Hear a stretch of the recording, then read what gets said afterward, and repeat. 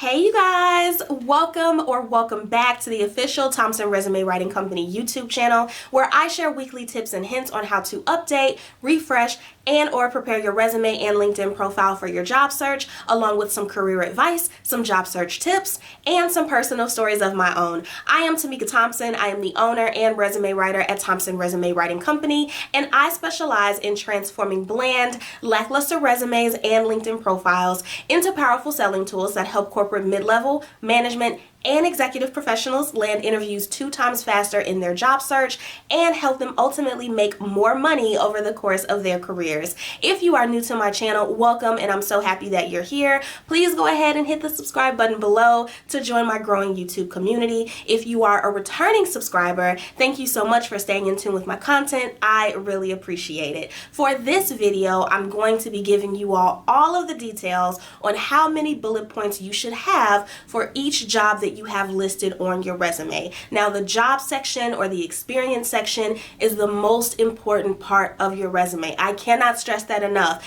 And yet, unfortunately, this is where people tend to mess up the most by having either too many bullet points that don't have enough detail, or too few bullet points, or sometimes, I hate to say it, none at all. So let's get right into it. Now, as I just stated, the experience section on your resume, the job history section, the employment history section, whatever you want to call it, is the most important part of your resume. I like to refer to it as the meat and potato section of your resume. Why? Because this is where an employer or a recruiter is really going to determine if you are a good fit for the position. They can take a look at your bullet points and say, hey, this person has experience doing exactly what I need done.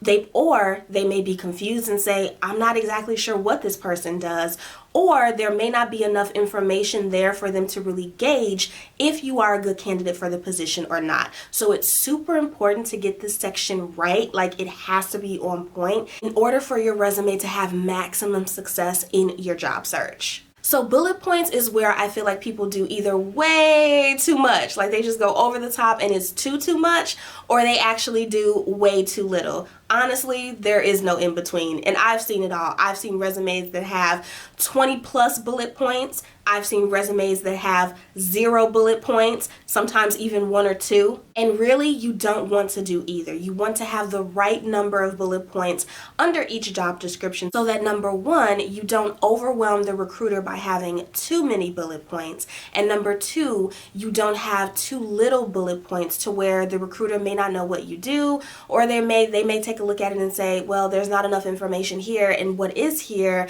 is not really sufficient for what I'm looking for. So what does doing too much look like? Well, it looks like kind of just how I just said, a long list of bullet points. So think 10 bullet points or more. People may have too many bullet points for a couple of reasons. Number 1 is if they do a lot of things in their job and they have a hard time figuring out what stays, what goes, what to include, what to leave off, and so they just put everything on there.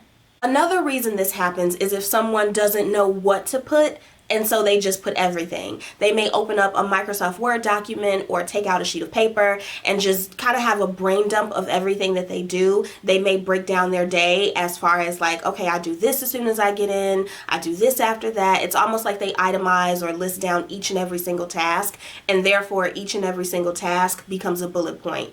And you do not want to do that. And another way that this happens is if somebody brain dumps everything that they do, but they don't remove anything. So maybe they sit down and they open up a Microsoft Word document, or they take out a sheet of paper and they go ahead and list everything that they do throughout the day or throughout the quarter or annual tasks that they may do, but they don't remove anything. So they list out everything, but they don't take out anything.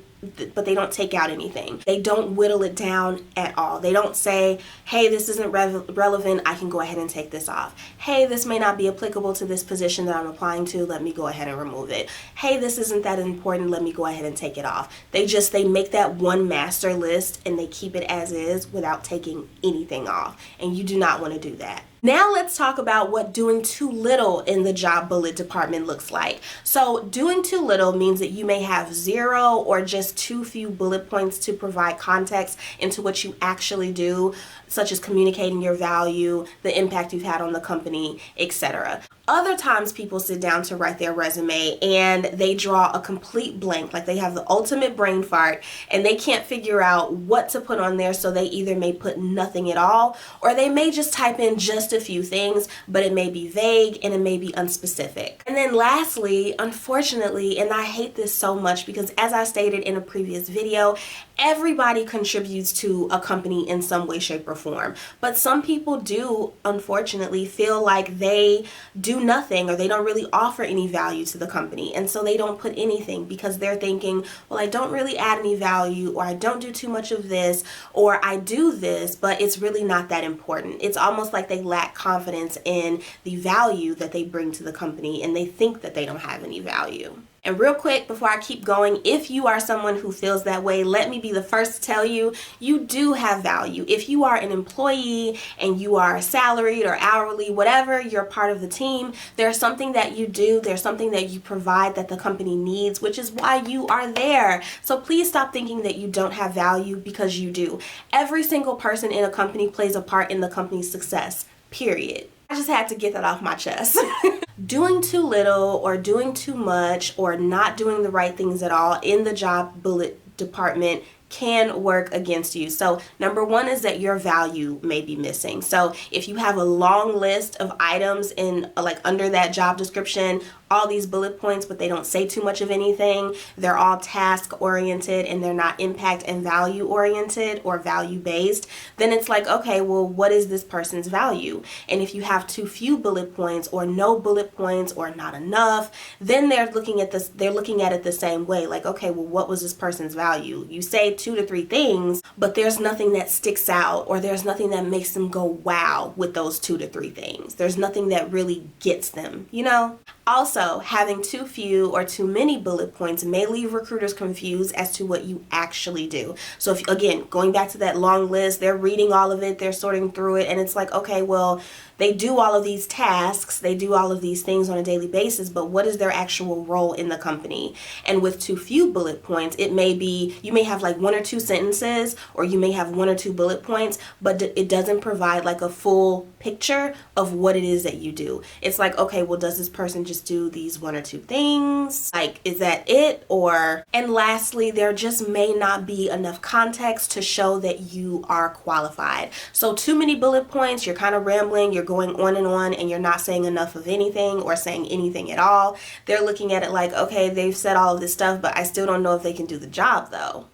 And then too few bullet points is making them look at it like, okay, well, can they do the job though? Case in point is you don't want recruiters to have any questions on whether you can do the job or not, because we know that you can, I know that you can, that you're qualified, that you have value, that you have impact, that you can go in there and change up things and increase things and decrease things and all of that good stuff, but your resume has to show it. So without further ado, let's go ahead and talk about how many bullet points you should have on your resume.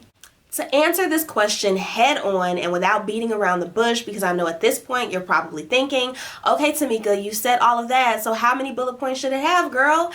The answer is this: no matter how important you believe that you are or are not, your resume should have a minimum of at least 3 bullet points and no more than 7 or 10. The key to deciding what should be a bullet point versus what shouldn't be a bullet point depends on a few things. Number 1, is there value in having this bullet point listed? So does it show your impact? Does it demonstrate your skills and your capabilities? So when it comes to value, and I talked about this in a previous video on my channel, value is typically tied to a number. So if you're having this statement on your resume, are you saying that you increased something by 24%? Did you decrease something by 76%? Did you cut costs by, $3 million or something like that? Does it demonstrate your skills and your competency? So if you're going after a leadership position, does the bullet point or does the information that's listed in the bullet point show that you've led a team, that you have increased performance, that you've turned over poor team performance or something along those lines? What is the value in this bullet point? Does it have value? If it does not have value, if it doesn't demonstrate a skill that is needed for the job that you're applying to, you may want to take it off. Number 2, is it related to the job that you're applying to? If you're talking in this bullet point about managing a budget and cutting costs and producing reports, but the job description is asking for something completely different that is not aligned with what you have listed, then you may want to consider taking that information out and substituting it with something that is more relevant and something that the recruiter is going to look at and say, wow, this is in the job description. This is exactly what we need this person to do. Number 3, I feel like I gave it away in number 1, but is there a quantifiable number? Is there a figure that you can tie to success or impact in this bullet point? Can you provide a dollar amount? Can you provide a percentage? Can you provide, I don't know, a fraction, a dollar amount, whatever it's going to be? Can a number be inserted into this statement to make it more impactful and more valuable, to show a measured impact? If not, that's okay, because I know not everyone's position can be quantified and sometimes numbers aren't official, but ideally, you want the majority of your statements in your resume to have a number tied to it for that extra oomph. And as I talked about in a previous video on my channel where I talked about how to write a high-paying resume, numbers play a big factor in that. So it's not enough to say, oh, I led a large team.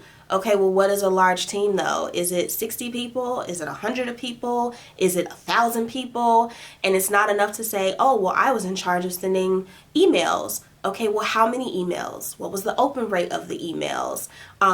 Did the emails generate any revenue? It's not enough to say, oh, I was in charge of the budget. Well, how much was the budget? Where did the budget go? What was it allocated for? Right? So tying in a number to infuse that added value and that measured success just makes a world of a difference you do not even know.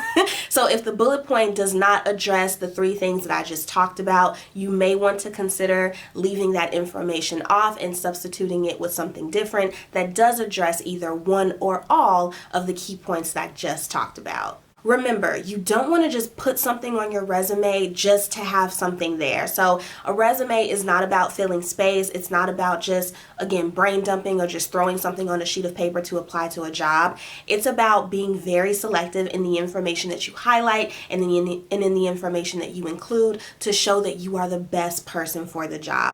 Asking yourself the questions that I just talked about will help you really decide what you should include and what you should leave off of your resume.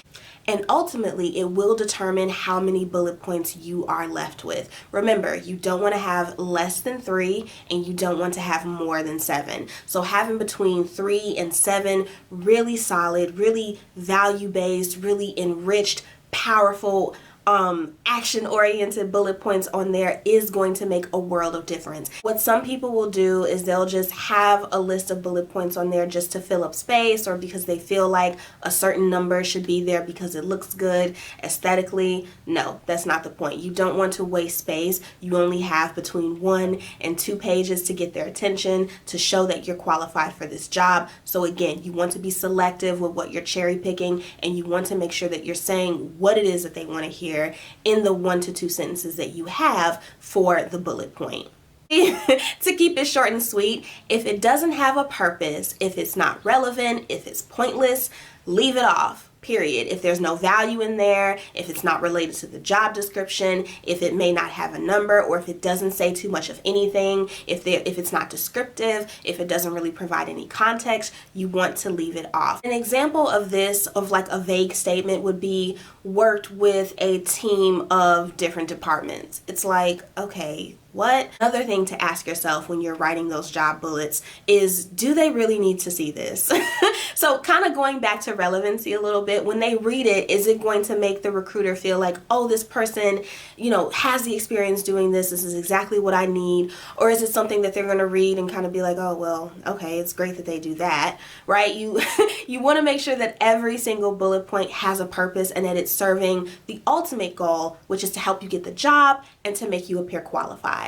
Something else to mention is that not every single job has to have the same number of bullet points, and ultimately the number of bullet points that you will have per job will vary based on your time at the job. So in my career, I've had so many jobs at this point.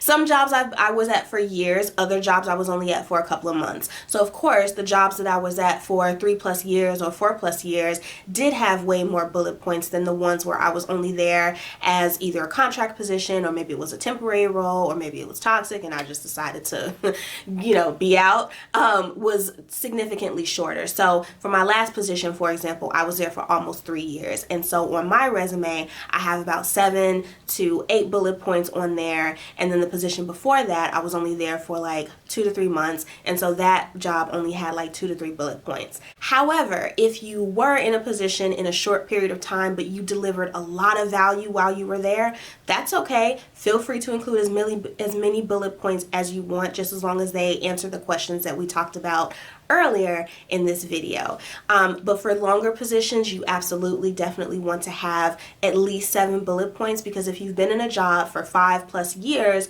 you should have more than enough content and more than enough information to display on your resume to show what you've actually done while you were there. And if you remember nothing else from this video, remember that you only have 1 to 2 pages to really say everything that you need to. This is why it's important to cherry pick and be as selective as possible with choosing what you actually want to display. So you want to pick what matters most, what's going to deliver the most oomph, what's going to have the most impact when someone reads it, versus listing everything that you want to, which may not be the best strategy. So there you have it. That is how many bullet points you should have listed on your resume for each job that you have listed. I hope that you found this video helpful, and please go ahead and comment below if this is something that you didn't know. So after watching this video, taking a look at your resume, or if you're sitting down to write your resume, did you realize you had too many bullet points, too little bullet points? Go ahead and let me know down below. Again, thank you so much for watching. If you would like to continue to receive more content from me, of course, go ahead and hit that subscribe button if you are not subscribed, and feel free to follow me on social media. My Instagram is @_Mika Thompson. My LinkedIn profile is Tamika Thompson, and you can also subscribe to my Tamika's Career TE newsletter list, where I do send helpful career, job search, LinkedIn tips as well. The link is in the description box below. And if you need assistance with your resume, I am accepting new clients for the month of November and the rest of the year. Feel free to email me directly at hello@thompsonresumes.com. You can also visit my website at www.thompsonresumes.com. If you happen to have any questions still when it comes to writing your job bullet points or writing your job descriptions, go ahead and drop me a comment below. I'd be more than happy to answer the questions that you have. And that concludes this week's video. I will see you guys next week with another helpful video. Bye, you guys, and happy job bullet point writing.